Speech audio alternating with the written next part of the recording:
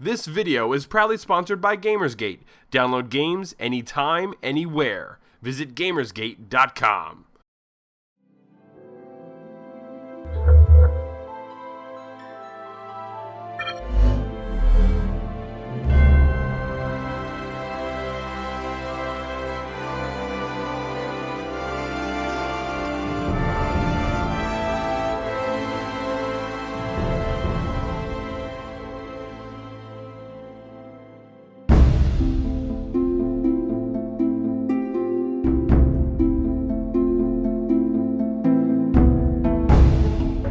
After its initial release in 2010, Final Fantasy XIV was panned almost universally. Square decided to gut the entire game and start over again. Dubbed A Realm Reborn, Final Fantasy XIV now has a new interface, a new engine, and a whole new story. It is, for almost all intents and purposes, a whole new game. Several of us on staff have put as much time as humanly possible into the Gilgamesh server and have unlocked our jobs within the game. While we haven't rounded out the main storyline, we'll come back to that in part 2 of our review when we reach our max levels. For now, we're hoping this review helps a few people out there make an informed purchasing decision. Players can choose from 4 races and 8 different classes.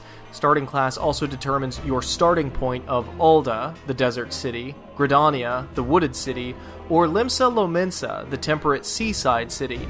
As players grow in levels, they can then select from 9 specialized and hybrid jobs.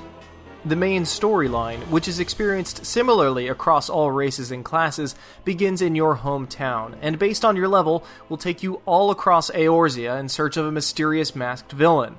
Each class has its own side story to help flesh out the world. The main story and most of the side stories are quite good for recent Final Fantasy fare. They don't quite hold a candle to the classics, but they still feel better than most JRPGs of recent memory. For what it's worth, we're attached enough that we're not simply skipping dialogue to get to the next fetch mission, and those of us on staff who have started the game are probably going to see it through to its conclusion.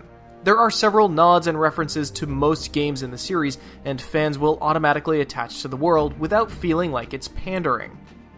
Combat is hotbar based, like most MMOs. This is a point of mixed contention. Some people hate it, some people love it. For a role-playing game, we feel it's still appropriate, but of course, we look forward to more advanced combat systems in future titles. Most classes, even the Conjurer, White Mage, and Sage classes, have enough offensive capabilities to fight solo. While other MMOs favor grinding dungeons, Final Fantasy XIV heavily favors group encounters called Fates. On any given map, several fates will appear with special monsters to fight, sometimes with mini objectives to complete.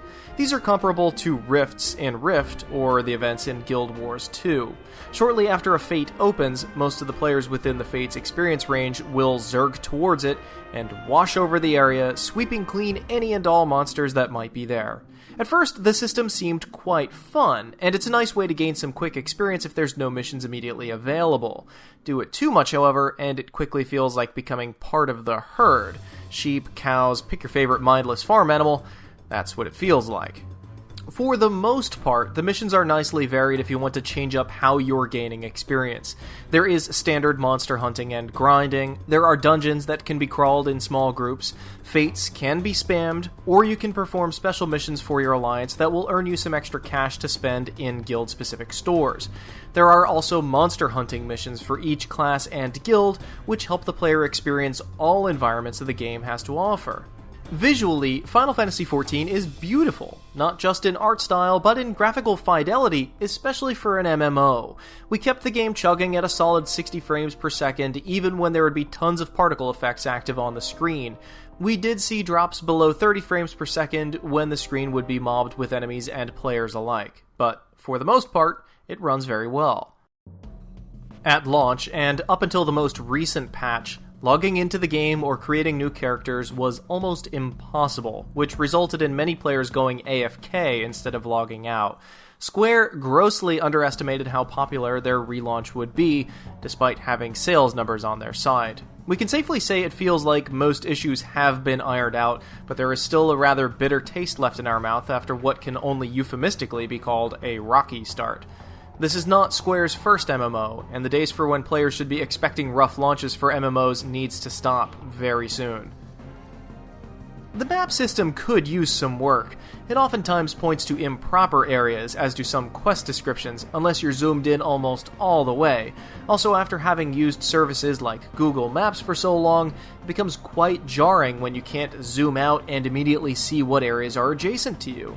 A map revision would save a lot of players some expensive teleportation costs if they knew they could simply walk a few screens away to their destination. We relied so heavily on our pop-up maps that the minimap became redundant, but we couldn't find anywhere within the options to turn off the minimap and regain some precious screen real estate. Crafting is quite good, and it's a much more involved process than most other MMOs. Skills and materials only get you so far, but you also need to maintain and upgrade your crafting equipment and garb. The pricing feels a little flip-flopped at the moment, as most final products created are worth considerably less than the cost of the materials used to make it. One of the best parts of Final Fantasy XIV is that you can experience everything with one character without ever needing to remove your stats or start over again. Once you reach level 10 and complete your main questline for that level, you can try any other class or skill available within the game. If you wanted, you could master every trade and skill within the game. At the moment, there is no PvP or player housing, but both are scheduled for future updates. So if either of those are deal breakers for your MMO, then you might want to wait a few months to see how the game is holding up. But there's no denying how addicted we've become to the game. Despite its flaws, it has heart, and reminds us why we love the Final Fantasy series so much. More importantly, it's fun. While some may dislike the old-fashioned way of pay-per-month subscription plan instead of a free-to-play model, we much prefer this way, knowing we can experience anything we want within Eorzea, and it won't cost more than what we've already budgeted. We're excited to see what the next 20 levels will be like, and we're anxiously awaiting to see what else Square adds into the mix. As of right now, we can't flat out say this is a worth buy. If what we've said here interests you, it's worth a try because the price of the game gets you 1 month of time. You'll no doubt see a dollar to gaming hour ratio bonus in your favor. But at the same time, if you want to wait a little bit longer to see how Square handles their servers and how quickly they want to add more content to the game, that wouldn't be a terrible idea either.